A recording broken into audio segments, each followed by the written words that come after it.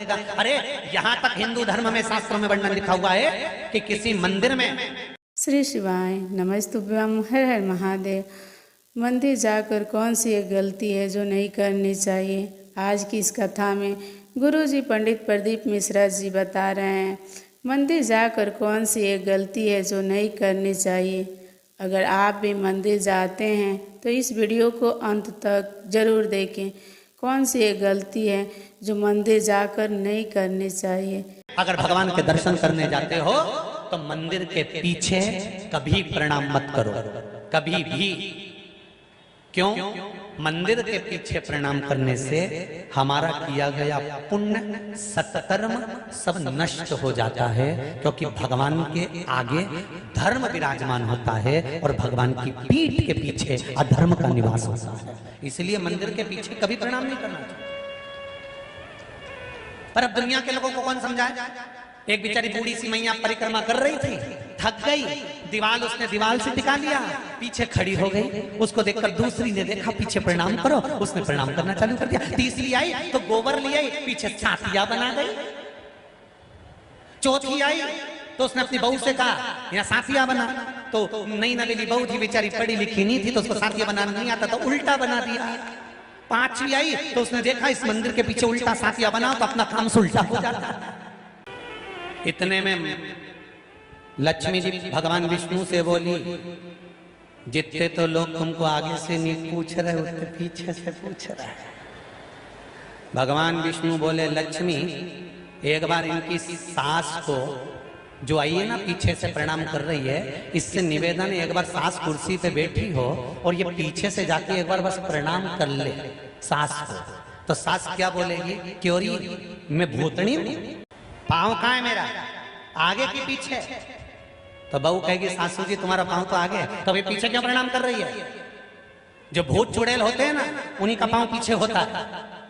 तो भगवान की कथा भी यही कह रही है, जब जब दुख आए, जब तकलीफ आए, जब कष्ट आए, और हम तो यहाँ तक कहेंगे कि केवल दुख तकलीफ या कष्ट में ही नहीं, शंकर को एक लोटा पानी, तुम्हें लगता है कि अभी मेरा काम नहीं हुआ, तुम्हें लग रहा है कि मैं तो रोज मंदिर जाती हूँ, रोज आराधना करती हूँ, रोज जल चढ़ाती हूँ, इसके बाद भी मुझे दुख है, तो समझ लेना कि कुछ ना कुछ विपदा भारी है, इसलिए मेरा भोलेनाथ धीरे धीरे काट रहा है। थोड़ा समय तो लगेगा पर काट देगा। ये विश्वास के साथ मंदिर में जाए। आप विश्वास के साथ शिव की आराधना करिए, आप विश्वास के साथ शंकर भगवान को एक लोटा जल चढ़ाना प्रारंभ करिए। और जब विश्वास के साथ आप भगवान शंकर को एक लोटा जल चढ़ाना प्रारंभ करेंगे तो यह विश्वास मानकर चलना कि दुनिया का ऐसा कोई काम नहीं जो मेरा देवाधिदेव महादेव ना कर दे। महादेव ना कर, जब वो कामदेव को भस्म कर सकता है, जब वो कामदेव को भस्म कर सकता है, तो क्या आपके दुख को, तकलीफ को, समस्या को, कष्ट को भस्म नहीं कर सकता। जब काम के विहीन पूरी मृत्यु लोग को कर सकता है, तो क्या रोग के विहीन ये शरीर नहीं कर सकता। आप दिल से कहो, वो दिल से सुनेगा। शंकर भगवान ने भस्मासुर को प्रकट करा और भस्मासुर से कहा, सुन तेरा एक काम है चिता की भस्म ला कर देने का। भस्मासुर गया चिता की भस्म लेने के लिए, ढूंढता रहा, भस्म लाता रहा, देता रहा, कभी भस्म मिलती थी कभी नहीं मिलती थी। चिता की भस्म जब शंकर भगवान को नहीं मिलती, एक दिन भस्मासुर के मन में आ गया, और भस्मासुर असुर प्रवृत्ति भरी हुई थी उसके अंदर, क्योंकि अस्थि से, हड्डी से उत्पन्न हुआ है। हिंदू धर्म में, सनातन धर्म में ऐसा क्यों नियम है कि किसी के मरने के बाद उसकी अस्थियों को, उसके हड्डी के 2-4 टुकड़ों को, एक अस्थि का टुकड़ा हो, 2 हो, उसको किसी पवित्र नदी में, गंगा, क्षिप्रा, नर्मदा, ताप्ती, गोदावरी, कृष्णा, ऐसी पवित्र नदियों में किसी के मरने के बाद उसकी अस्थियों को क्यों डाला जाए।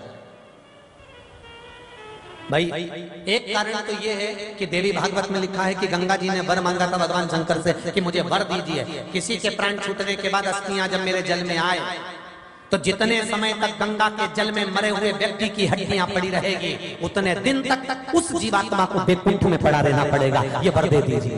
तो या तो दुनिया के लोग कहते होंगे कि वो अस्थि इसलिए लोग गंगा जी में ले जाके डालते हैं कि गंगा जी में जितने दिन तक अस्थि पड़ी रहती है उतने दिन तक वो जीवात्मा भगवान के बैकुंठ में पड़ी रहती है, भगवान के धाम में पड़ी रहती है। पर ये बात तो देवी भागवत की है। पर ब्रह्मवृत्ता पुराण के अंतर्गत, नर्मदा पुराण के अंतर्गत, शिव महापुराण के अंतर्गत, गरुड़ पुराण के अंतर्गत, पद्म पुराण के अंतर्गत, अग्नि पुराण के अंतर्गत जब पवित्र नदियों का वर्णन आता है और उसमें हड्डी के टुकड़े को, अस्थियों को विसर्जन का जब वर्णन आता है तो उसका मतलब क्या है, उसको समझे तो सही।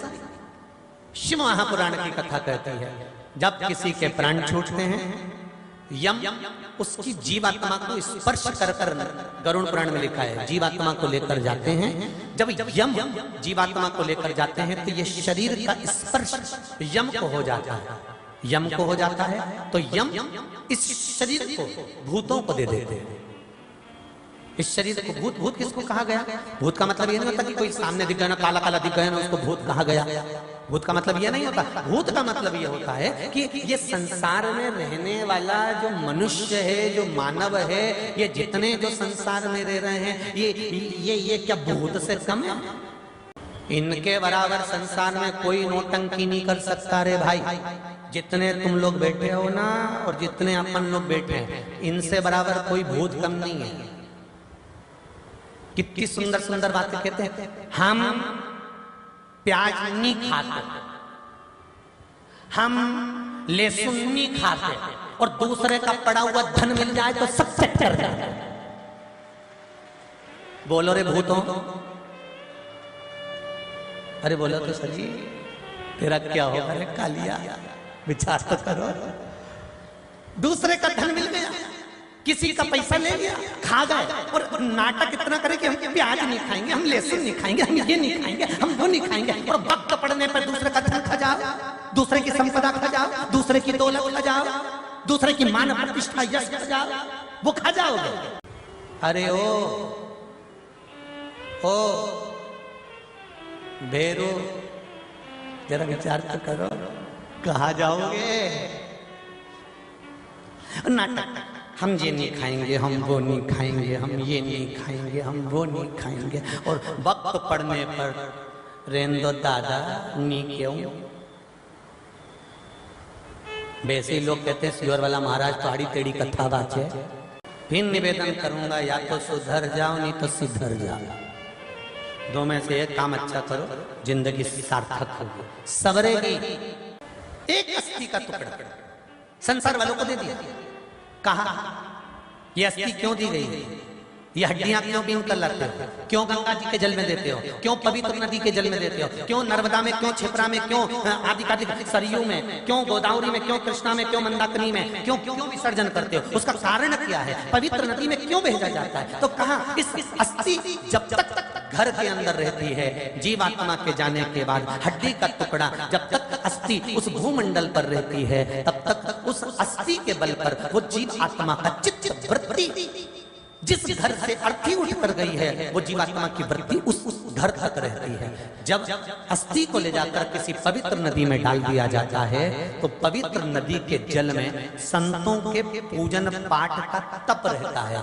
आप में कई लोग ऐसे होंगे जो भजन करते होंगे, आप में कई लोग ऐसे होंगे जो व्रत करते होंगे, आप में कई लोग ऐसे होंगे जो स्मरण करते होंगे, आप में कई लोग ऐसे होंगे जो राम नाम कृष्ण नाम भजते होंगे, आप में कई लोग ऐसे होंगे जो भगवान की भक्ति करते होंगे, आप में कई लोग ऐसे होंगे जो ठाकुर जी की सेवा करते होंगे, आप में कई लोग ऐसे होंगे जो जगदम्बा की सेवा करते होंगे, आप में कई लोग ऐसे होंगे जो दुर्गा महारानी का मंदिर का दर्शन करते होंगे। आशा करती हूँ यह वीडियो आपको पसंद आई होगी।